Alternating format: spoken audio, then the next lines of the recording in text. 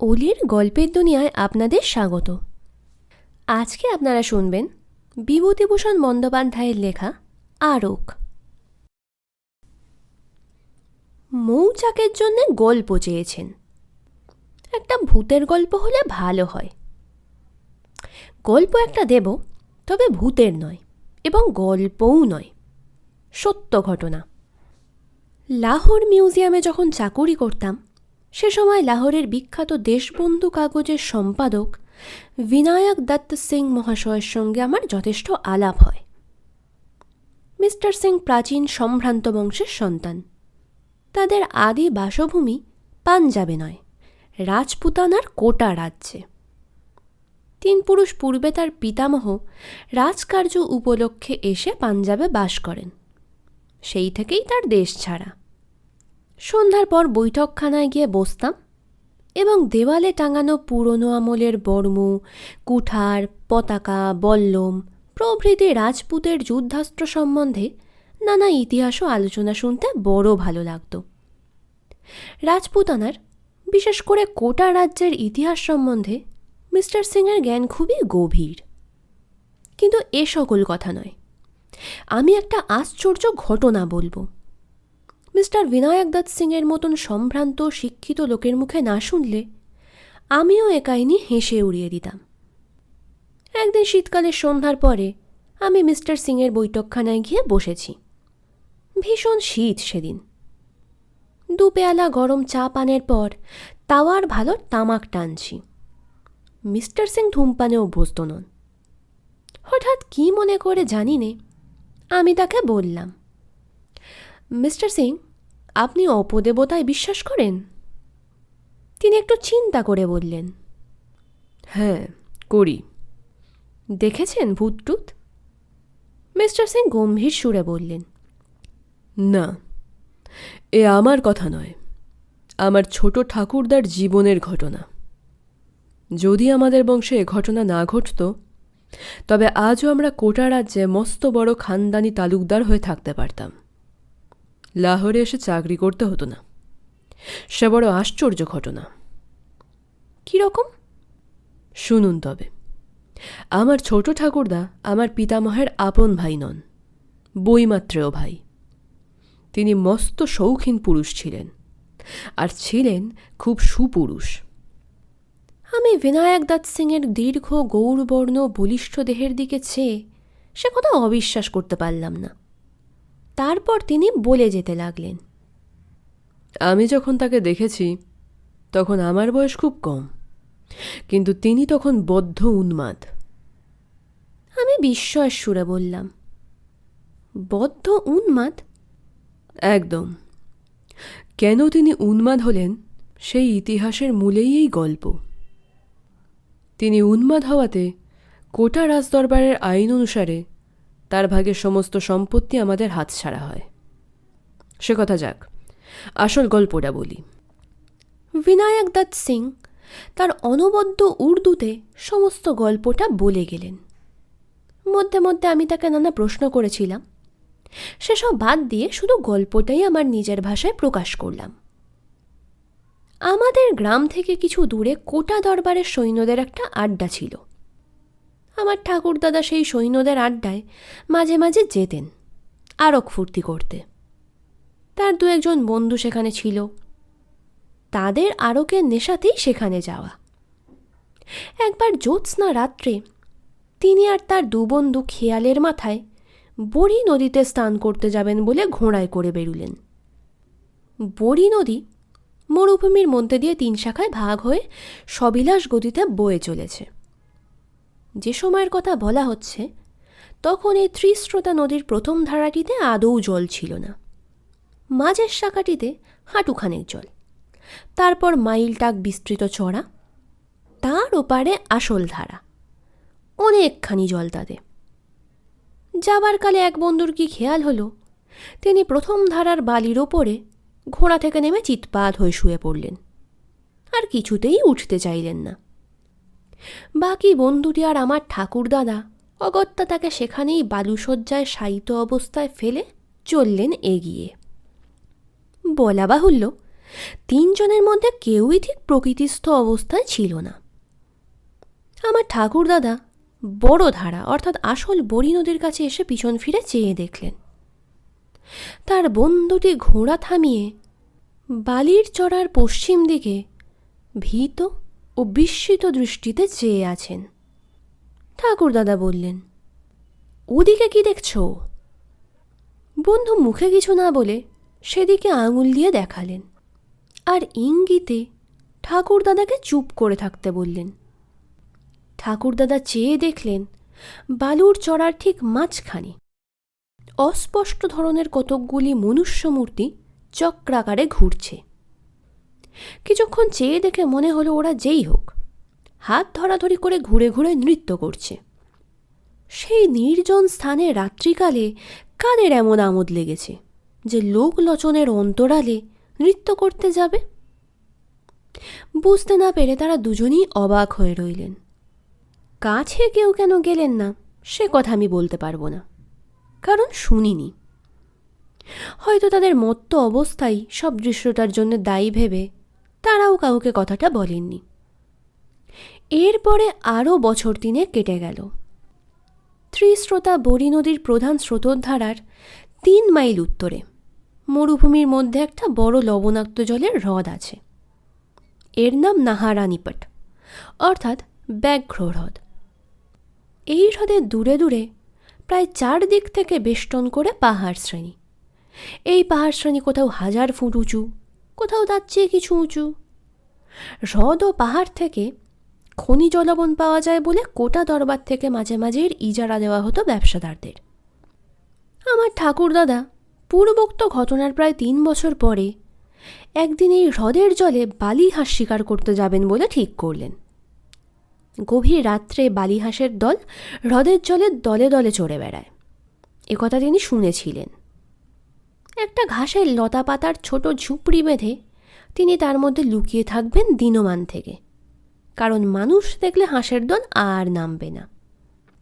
সব ঠিকঠাক হলো, কিন্তু 2-1 বৃদ্ধ লোক নিষেধ করলে রাত্রিকালে নাহারা হ্রদের ত্রিসীমানাতেও যাওয়া উচিত নয়। কেন? তারা স্পষ্ট করে কিছু বললে না, শুধু বললে জায়গাটা ভালো নয়। ভৈজি নামে একজন বৃদ্ধ ভিল আমাদের প্রজা ছিল। সে বললে, কোটা দরবারে নিমক মহলের এক বেনিয়ার সেই ইজারাদার ছিল তার যৌবন বয়সে। উক্ত বেনিয়ার লবণের গুদামার আড়ত ছিল নাহারা হ্রদের পাড় থেকে মাইল খানেক দূরে পাহাড়ের কোলে। সে সময় সে দেখেছে হ্রদের ওপরের আকাশ হঠাৎ গভীর রাত্রে যেন দিনের আলোকে আলোকিত হয়ে উঠল। কেমন অদ্ভুত যেন শব্দ হচ্ছে হ্রদের জলে। মোটের ওপর রাত্রে হ্রদের ধারে কেউ যায় না, অনেক দিন থেকেই স্থানীয় লোকেদের মধ্যে ভয় রয়েছে। একবার এক মেষপালক রাত্রিকালে হ্রদের ধারে কাটিয়েছিল। সকালবেলা তাকে সম্পূর্ণ উন্মাদ অবস্থায় নিমকের গুদামের কাছে পাইচারি করতে দেখা যায়। আমার ঠাকুরদাদা এসব গাল গল্প শোনবার লোক ছিলেন না। তিনি বুঝতেন ফুর্তি, শিকার, হল্লা, হইচই। লোকটিও ছিলেন দুঃসাহসী আর এক গুঁয়ে ধরনের। তিনি যাবেনই ঠিক করলেন। বৃদ্ধ ভিল তাকে বললেন, হুজুর, হাঁসের দল যদি জলে নামে তবে সে রাত্রে কোনো ভয় নেই জানবেন। ঠাকুরদাদা জিজ্ঞেস করলেন, কিসের ভয়? বাঘের? তার চেয়ে ভয়ানক কোনো জানোয়ার হতে পারে কি জানি হুজুর, আমার শোনা কথা মাত্র, ঠিক বলতে পারি নে। তুই সঙ্গে থাক না, বকশিস দেব। মাফ করবেন হুজুর, 100 রুপিয়া দিলেও রাত কাটাবে কে নাহারানিপটের ধারে? প্রাণের ভয় নেই। আমরা ভিল, বাঘের ভয় রাখি নে। এই হাতে তীর দিয়ে কত বাঘ মেরেছি, কিন্তু হুজুর, বাঘের চেয়েও ভয়ানক কোনো জীব কি দুনিয়াতে নেই? আমার ঠাকুরদাদা নাহারা হ্রদ ভালো জানতেন না। ঠিক আমাদের অঞ্চলের হ্রদটা নয়, আমাদের গ্রাম থেকে 40 মাইল দূরে। তখন তিনি ভিলেদের গ্রাম থেকে রওনা হয়ে 7-8 মাইল হেঁটে পাহাড় ডিঙিয়ে সমতল ভূমিতে নামলেন। দূরে মস্ত বড় হ্রদটার লবণাক্ত জলরাশি প্রখর সূর্যতাপে চকচক করছে। জনপ্রাণী নেই কোনো দিকে। বেলা তখনও অনেকখানি আছে। এমন সময় ঠাকুরদাদা হ্রদের ধারে পৌঁছে গেলেন এবং নল খাগড়া আর শুকনো ঘাস দিয়ে সামান্য একটু আবরণ মতো তৈরি করে নিলেন জলের ধারেই, যার আড়ালে তিনি বন্দুক নিয়ে লুকিয়ে থাকতে পারেন, হাঁসের দল যাতে টের না পায়। সন্ধ্যা উত্তীর্ণ হয়ে গেল। রাঙা রোদ দূরের পাহাড়ের গা থেকে মিলিয়ে গিয়েছে অনেকক্ষণ। সুন্দর চাঁদ উঠলে পূবের পাহাড় ডিঙিয়ে। কৃষ্ণপক্ষের আঁধার রাত্রি। একদল সবুজ বনটিয়া জলের ধারে নেমে আবার উড়ে গেল। নির্জন নিস্তব্ধ মরুভূমি আর হ্রদ। 2 দণ্ড পরে জ্যোৎস্না ফুটে উঠল হ্রদের বুকে। ধবধবে জ্যোৎস্না। কৃষ্ণা দ্বিতীয়া। 2 দিন মাত্র আগে হেমন্ত পূর্ণিমা চলে গিয়েছে। যত রাত বাড়ে তত শীত নামে। শীতের মুখে বালিহাঁস আসবার সময়। কিন্তু কই, একটা হাঁসও আজ নামছে না কেন? বৃদ্ধ ভিলের কথা মনে পড়ল ঠাকুরদাদার। হাঁসের দল যদি নামে তবে সে রাত্রি বিপদহীন বলে জানবেন। যদি না নামে তবে কিসের বিপদ? বাঘ জল খেতে আসে পাহাড় থেকে? রাত্রি ক্রমে গভীর হল। অপূর্ব জ্যোৎস্নালোকে হ্রদের জল, মরুভূমির নোনা বালি রহস্যময় হয়ে উঠেছে। কোনো শব্দ নেই কোনো দিকে। ঠাকুরদাদা যথেষ্ট দুঃসাহসী হলেও তারও যেন গা ছমছম করে উঠল জ্যোৎস্নার সে ছন্ন ছাড়া অপার্থিব রূপে। তিনি চামড়ার বোতল বের করে কিছু আরক সেবন করলেন। হঠাৎ হ্রদের তীরের পশ্চিমাংশে চেয়ে দেখে তার মন আনন্দে দুলে উঠল। জ্যোৎস্নালোকেও আকাশের নিচে একদল বালিহাঁস নামছে। জ্যোৎস্না পড়ে তাদের সাদা দুধের মতো পাখাগুলো কি অদ্ভুত দেখাচ্ছে। দেখতে দেখতে তারা নেমে এসে হ্রদের ধারে বালির চরে বসল। জায়গাটা ঠাকুরদাদার ঝুপড়ি থেকে 200 গজের মধ্যে কিংবা তার কিছু বেশি। এত দূর থেকে বন্দুকের পাল্লা যাবে না, বিশেষ করে জ্যোৎস্না রাত্রে। ঠাকুরদাদা ভাবলেন, দেখি ওরা কাছে আসে কিনা, কিংবা আরও হাঁসের দল নামে কিনা। শিকারীর পক্ষে ধৈর্যের মতো গুণ আর কিছু নেই। এক দৃষ্টে হাঁসগুলোকে লক্ষ্য করাই ভালো। কিন্তু পরক্ষণেই ঠাকুরদাদা বিস্ময়ে নিজের চোখ বারবার মুছলেন। কি ব্যাপার? এ কিরকম হাঁস? ঠাকুরদাদা আবার চোখ মুছলেন। আরও খেয়েছেন বটে, কিন্তু তাতে জ্ঞান হারা হবার বা চোখে ভুল দেখবার কি কারণ আছে এখনই? তারপর যা ঘটল তা বিশ্বাস করা না করা আপনার ইচ্ছা মিস্টার ব্যানার্জি। কিন্তু এ গল্প আমি বাবার মুখে অনেকবার শুনেছি, বা আমাদের বংশের ঘটনা। কাজেই আমি আপনাকে মিথ্যে বলছি বানিয়ে অন্তত এইটুকু ভাববেন না। ঠাকুরদাদা দেখলেন সে হাঁসের মতো হাঁসগুলি অনেক বড়, অনেক অনেক বড়। সাধারণ হাঁসের মতো চাল চলনও তাদের নয়। তারপরেই মনে হলো সেগুলো হাঁসই নয় আদপে, সেগুলো মানুষের মতো চেহারা বিশিষ্ট। বেচারা ঠাকুরদাদা আবার চোখ মুছলেন। আরও ওইটুকু খেয়ে আজ আমার একই দশা। পরক্ষণেই সেই জীবগুলি জলে নামল এবং হাঁসের মতো সাঁতার দিয়ে তিনি যেখানে লুকিয়ে আছেন তার কাছাকাছি জলে এসে গেল।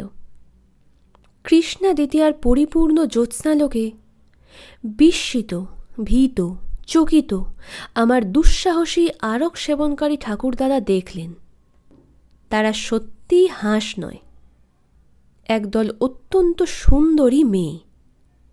শুভ্র তাদের বেশ, জ্যোৎস্না পড়ে চিকচিক করছে। তাদের হাসি, মুখশ্রী সবই অতি অদ্ভুত ধরনের সুন্দর। কতক্ষণ ধরে তারা নিজেদের মধ্যে খেলা করলে জলে। রাজহংসের মতো সুঠাম ধরনে নিঃশব্দে সুন্দর ভঙ্গিতে হ্রদের বুকে সাঁতার দিতে লাগল। তারপর কতক্ষণ পরে তা ঠাকুরদাদার আন্দাজ ছিল না, কারণ তখন ঠাকুরদাদা সময়ের জ্ঞান হারিয়ে ফেলেছেন। ওরা সবাই জল থেকে উঠল এবং অল্প পরেই জ্যোৎস্না ভরা আকাশ দিয়ে ভেসে হাঁসের মতোই শুভ্র পাখা মেলে অদৃশ্য হয়ে গেল। হ্রদের তীরের বাতাস তখনও তাদের অপূর্ব দেহগন্ধে ভরপুর। আমার ঠাকুরদাদা নিজের গায়ে চিমটি কেটে দেখলেন তিনি জেগে আছেন কিনা। তখন তার আরকের নেশা কেটে গেছে। একটু পরে রাত ফর্সা হয়ে জ্যোৎস্না মিলিয়ে গেল। তিনি উদ্ভ্রান্ত মস্তিষ্কে হ্রদের পাড় থেকে হেঁটে চলে এলেন পাহাড়ের কোলে। সেখান থেকে পৌঁছলেন ভিলদের গ্রামে। বৃদ্ধ ভিল ভৈজি তাকে বললেন, হুজুর, হাঁস নেমেছিল কাল? ঠাকুরদাদা মিথ্যে কথা বললেন। হাঁস নেমেছিল, কিন্তু তিনি একটাও মারতে পারেননি। কেন মিথ্যে বললেন শুনুন। কি এক দুর্বার মোহ তাকে টানতে লাগলো দুপুরের পর থেকেই। আবার তাকে যেতে হবে নাহারা হ্রদের তীরে। রাত্রিকালে ভৈজিকে সত্যি কথা বললে পাছে সে বাধা দেয়। কিন্তু সে রাত্রে বুনো বালি হাঁসের দল নামল হ্রদের জলে, আসল হাঁসের দল। পরপর কয়েক রাত্রি শুধু বন্য হংসের দল নামে, খেলা করে। আমার ঠাকুরদাদা ঝুপড়ির মধ্যে শুয়ে চেয়ে থাকেন। বন্দুকের গুলি করতে তার মন চায় না। তারপর আর একদিন শেষ রাত্রের জ্যোৎস্নায় বন্য হংসের বদলে নামল সেই অদ্ভুত জীবের দল। এদিন তারা আরও কাছে এলো। বন্য রাজহংসীর মতো সাঁতার দিয়ে বেড়ালো জলজ ঘাসের বনের পাশে পাশে। তাদের অপূর্ব সুন্দর মুখশ্রী জ্যোৎস্না লোকে ঠাকুরদাদার মুগ্ধ দৃষ্টির সম্মুখে কতবার পড়ল। রাত ভোর হবার বেশি দেরি নেই, তখনও কিছু জ্যোৎস্না আছে। আমার ঠাকুরদাদা কি ভেবে আরকের নেশায় কিংবা ভালো অবস্থায় জানি নে ঝুপড়ি থেকে উঠে ছুটে জলের ধারে চললেন। বোধহয় ওদের কাউকে ধরতে গেলেন। অমনি ত্রস্ত বন্য হংসের মতো সেই অলৌকিক জীবের দল তাড়াতাড়ি সাঁতরে কে কোথায় দূরে চলে গেল এবং পরক্ষণেই শেষ রাত্রের বিলীয়মান চন্দ্রালোকে তাদের লঘু দেহ ভাসিয়ে আকাশপথে অদৃশ্য হল। পরদিন দুপুরবেলায় আমার ঠাকুরদাদাকে উন্মাদ অবস্থায় হ্রদের ধারের বালির চড়ায় লক্ষ্যহীনভাবে ঘুরে বেড়াতে দেখে জনৈক জেলে তাকে ভিলদের গ্রামে পৌঁছে দেয়। বৃদ্ধ ভিল ভৈজি ঘাড় নেড়ে বললে, আমি বলেছিলাম, হাঁসের দল যেদিন না নামে সেদিন বড় ভয়। ঠাকুরদাদা মাঝে মাঝে ভালো হতেন, আবার উন্মাদ হয়ে যেতেন। ভালো অবস্থায় বাড়িতে এ গল্প করেছিলেন, একবার নয় অনেকবার। মৃত্যুর 10 বছর আগে থেকে তার মোটেই ভালো অবস্থা আসেনি। বদ্ধ উন্মাদ অবস্থায় তার মৃত্যু ঘটে। বিনায়ক দত্ত সিং গল্প শেষ করলেন। আমি বললাম, খুব অদ্ভুত ঘটনা, তবে তবে বিংশ শতাব্দীতে বিশ্বাস করা শক্ত, সে আমিও জানি। আমাদের দেশে সকলে বিশ্বাস করে না। এ আজ 50 বছর আগেকার ঘটনা বলছি। কেউ বলে ঠাকুরদাদার অতিরিক্ত আরক সেবনের ফলে ওইসব চোখের ভুল দেখা। বন্য হংসীকে ভেবেছেন আকাশপরী। আবার কেউ বলে না, আকাশপরী দেখলেই লোকে পাগল হয়। সেই বৃদ্ধ ভিল ভৈজি সেই কথাই বলতো। কি করে বলবো কোনটা সত্যি কোনটা মিথ্যে? তখন যে আমার জন্মই হয়নি। গল্পটি ভালো লেগে থাকলে ভিডিওটিতে একটি লাইক করতে ভুলবেন না এবং বাংলা সাহিত্যের আরও গল্প শোনার জন্য চ্যানেলটি সাবস্ক্রাইব করে দেবেন।